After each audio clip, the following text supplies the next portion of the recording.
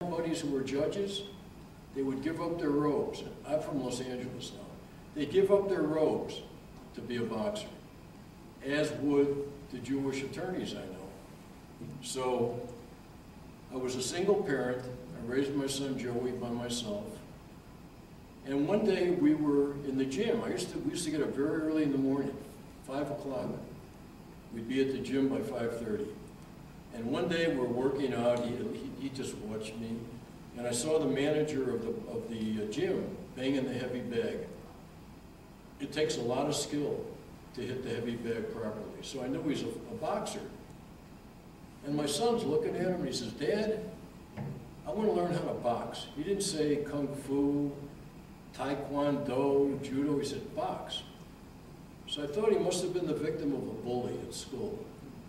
And so I go up to the manager and I said, "You know where I could take my son?" I knew how to street fight, but I didn't know how to teach him properly. And I said, "Where can I take my son to learn how to box?" He said, "You got lucky. There's an old Jewish guy 2 blocks away on Van Nuys Boulevard above a tattoo parlor. He was a champion." I said, "Oh my God."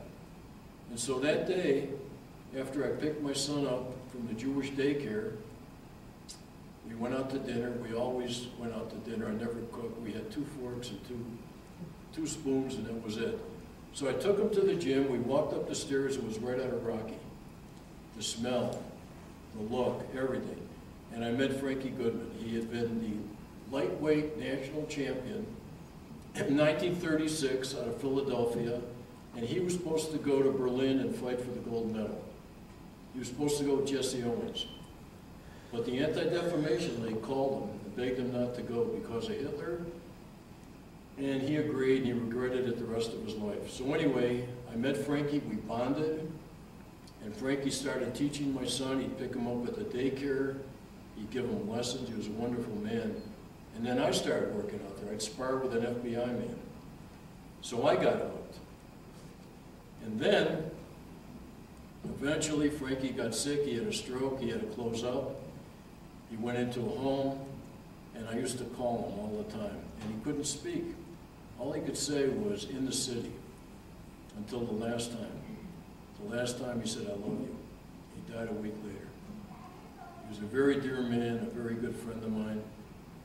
And so after a while, I was looking for other places to go to box, and I had a friend who was an actor. And he said, "Hey, Ken," he said, I got a friend who's a movie." He knew I didn't go to movies. He said, "I have a friend who's a movie star, and he owns a gym, a boxing gym." And I told him about you, and he said, "I should bring you by." So that night I went, and this man's name was Mickey Rourke. And so we became friendly. He was very nice to me. He wouldn't take my money, and I would go twice a week, and I'd spar. And for those of you who know boxing, his personal trainer was the great Freddie Roach, who's the most famous trainer in the world. He has trained 25 world champions. Mike Tyson, Oscar De La Hoya, and now Manny Pacquiao goes on and on. So he was my first trainer.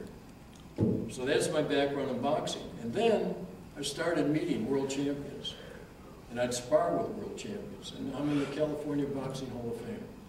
I got inducted a year and a half ago because for all the contributions I've made to boxing all my life. I've represented many boxers. I never charged any of them a dime. I was the legal advisor for the California Boxing Hall of Fame. I still am. I'm a board of directors of World Boxing Hall of Fame and their legal advisor, and legal advisor for the California Professional Boxing Referees. So I did all of that. And then I started teaching at UCLA. I became an adjunct professor at UCLA Extension. I did that for 32 years. I'm profiled as super lawyers. Only 2% of the lawyers in this country are selected for that. And a year and a half ago, I had another idea. And I told my wife, I said, "You know what I think? I want to be a cop. I've always wanted to be a cop." What happened was, I had lunch with a buddy of mine. He's a police chief. And we're having lunch one day, and he says, "Ken," he said, "I know you're a boxer, and our police department built a boxing gym for at-risk children." He said, "Would you like to train the kids?" I said, "Yeah, I'd like to do that." He said, "It would help if you became a cop." I said, "How do I do that?" I had no idea what I'm getting into. So he said, well, we'll take care of it. So the first thing, they do a background check on you. They check you from the time you're a fetus. They check everywhere you worked. They check your criminal history. And when they get through with all of that, you take a polygraph test, you take a psychological test, and finally they said,